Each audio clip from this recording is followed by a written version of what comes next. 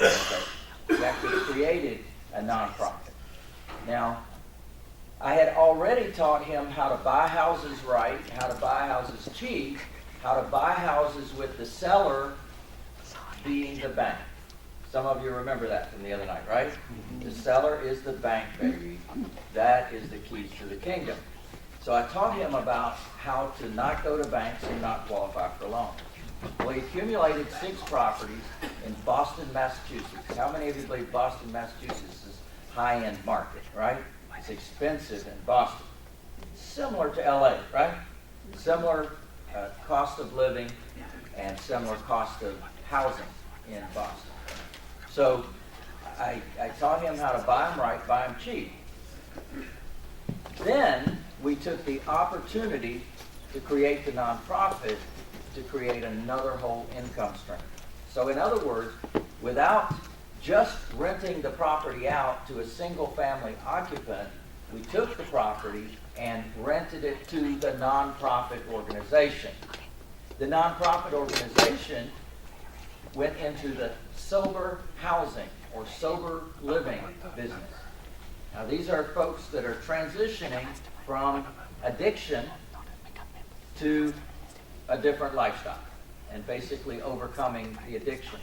Well, what they found is they're much better off if they live together than if they live independently of each other. Because if they live together, then they're in a much better situation. So, what has occurred is that those 6 properties now have 70 residents in them.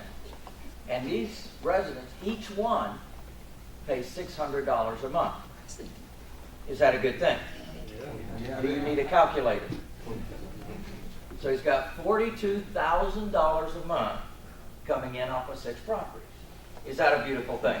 Yeah. That's a beautiful thing. So I'm giving you some insight into possibilities. Some of you looked at this real estate business and this real estate game, and you've said to yourselves, wow, this is awesome. This is amazing. I can make a lot of money in this business. How many of you are like that? I can make a lot of money. How many of you are confounded by that conversation?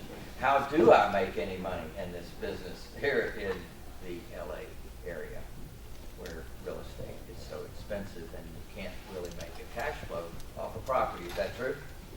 Yeah, it's tough. It's tough. Unless you've got all cash, right? If you buy the property for all cash, then you've got cash flow.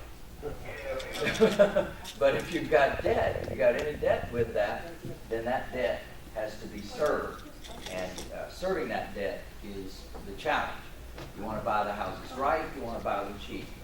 Now, you're never going to hear me say, go to the bank and qualify for loans, and it's okay, we'll make it up on appreciation. I am not that guy. I am a big believer in cash flow from day one. Cash flow from day one. And if we can't get cash flow here, we'll get cash flow somewhere. And if we can't get cash flow the traditional way with a traditional occupant, we will create a non-traditional occupant.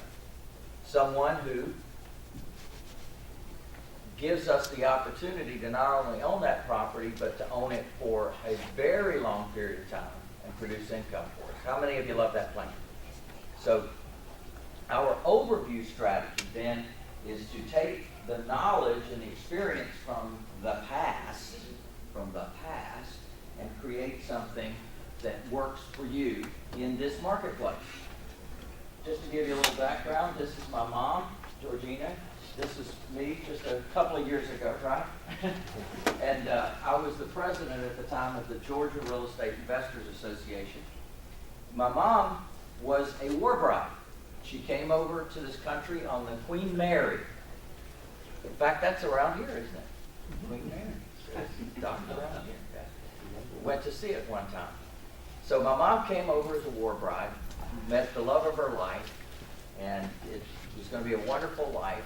She's venturing into a new country all by herself with her new husband Things didn't work out though, because he was an abuser and an alcoholic, and she had to get rid of him.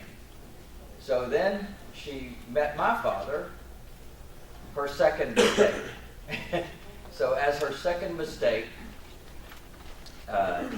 she decided to get rid of him and not have him going forward. So it was just the two of us, and I had no brothers, no sisters, no uncles, no aunts, no cousins, no grandparents, nobody but just the two of us against the world. And I learned some amazing things about life. You might want to write this down. I realized early on, if it is to be, it is up to you, me. If it is to be, it is up to me. Very powerful lesson. As a young kid, I was realizing early on that my mom really was struggling, and life was not easy for us at all. There was never any money. There was never any extras around, and it was just a challenge. So I got the experience of living like this, where like this is white wall tire, this is a black wall tire. Lived in these wartime style apartments until I was 17 years old. And one of the things that we learned, I had brown commercial tile on the floor, oil burning furnace in the middle of the apartment, metal cabinets in the kitchen. Our dining table was a Samsonite card table, not as nice as this one, with metal chairs until I was 17 years old. So that was another lesson. I learned what it's like to not have money. And in fact, we didn't even have the money to buy the card table. We bought it with S&H green stamps. How many of you remember S&H green stamps? Yeah, baby. Well, that was our world. And we actually put those together, those books together, and went and bought stuff for the apartment. But I had the good fortune of meeting my mom's friends, and I called them aunts and uncles. They really weren't, but I called them aunts and uncles. And I had Aunt Mabel tell me something amazing one day when I was 8 years old. She said that she had bought the duplex they lived in. And she said that the people on one side were paying enough money in rent to cover the mortgage. Without saying so, what did she really say? Living for free. She's living for free. We were hiding out from the rent man, and Aunt Mabel was living for free. And that day, even though I was 8 years old, I learned there's different people in this world. We're not all the same. We don't all have the same information. We don't all have the same opportunity. Or at least that's the way it looked to me at the time. So what happened was she ended up buying another one, and then another one, and another one, and another one, and pretty soon she had 5 duplexes on the same street. And I watched their life. They went out to eat every single night at the steakhouse because Aunt Mabel didn't like to cook. So that left us with a great opportunity. A great opportunity to learn from Aunt Mabel and see what she was doing. She got a new Cadillac every other year. Remember, Cadillacs used to be the luxury car. They didn't have all the other choices. That was it.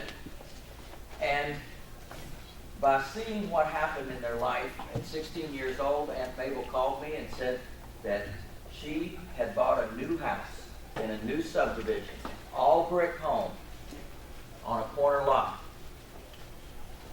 And I said, aha. And at that time I realized there's literally parallel universes.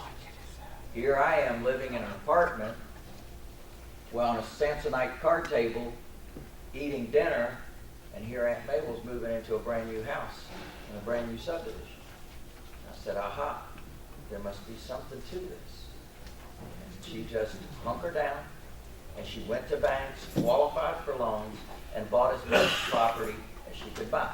And those were the 2 words that she gave me that day, called accumulate property. Accumulate property. Because if you accumulate property, it will set you free. Sooner or later, if you can survive, it will set you free. So I was pretty motivated by that. And at the age of 18 years old, Aunt Mabel said I needed to buy my own house. And I said, wow. Aunt Mabel, you go to banks and qualify for loans. There's no way I can buy a house. She said, I don't know about that. You need to talk to my friend, Realtor Sue. So all of a sudden, Realtor Sue comes along. She's about 60-something years old. Little old lady, driving around. Can't even hardly see over the steering wheel. You've seen those realtor ladies? The blue-haired ladies? Their photos look good, and you go, is this you? And the realtor ladies, Realtor Sue took me around, looked at a few properties. Pretty soon I had a property under contract. Under contract! At 18 years old, I put a house under contract! How could I possibly do that? Because back in the day, they had a thing called NENQ loans, non-escalating, non-qualifying loans. It was the best thing ever. For $45, you could take over somebody else's financing that was in their name, that they paid the closing costs for, and you just step in and take over the financing. Is that a cool thing? Oh, baby, that's awesome, right? Well, what happened was they changed that law. And that's one of the things I wanted to share with you today. They changed that law in 1982. The opportunity to be able to take over existing financing died in 1982 when Congress enacted a new law called the Garn-St. Germain, that was two senators at the time, the Garn-St. Germain Federal Depository Institutions Act of 1982. Now, this was the banking lobby, obviously, that had bought the Congress people, that had then created a law that gave the banks the authority and the right to put the due upon sale clause into the mortgage. Have you ever heard of that? It's our enemy. It's our enemy.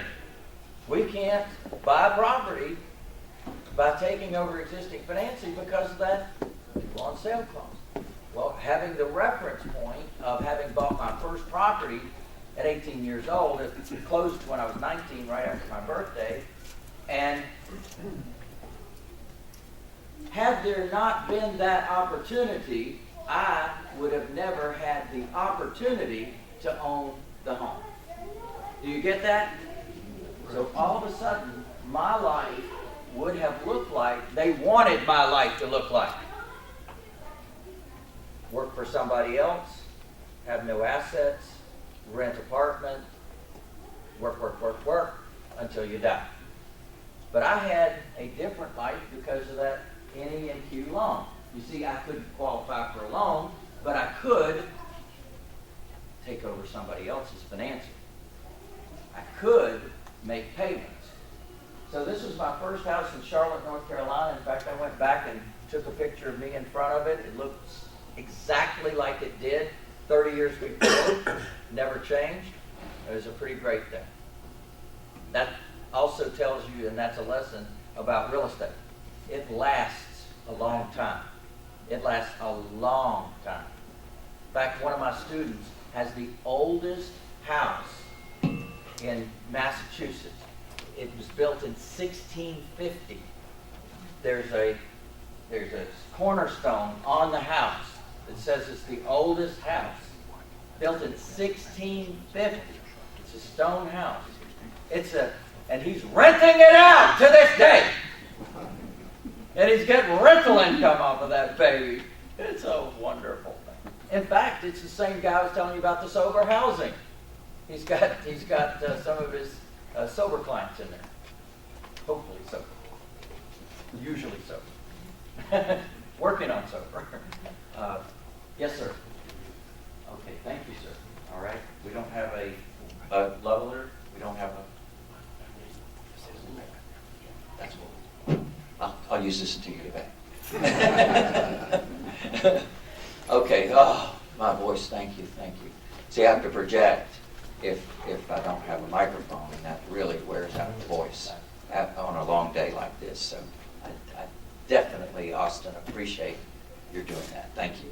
Okay, so our opportunity then is to reflect on where we are. And this lesson and what I'm teaching and training you on today should be based on yourself. So everything that I'm teaching you, think about yourself as I'm teaching you. Think about yourself. How does this apply to me?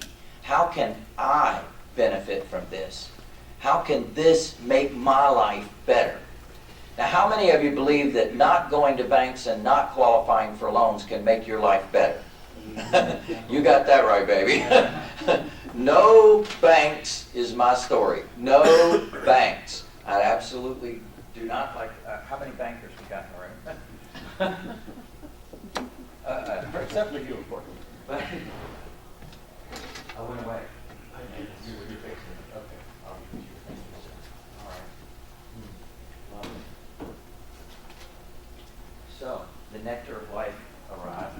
That's good. Okay. It's been sitting there. It's been sitting there.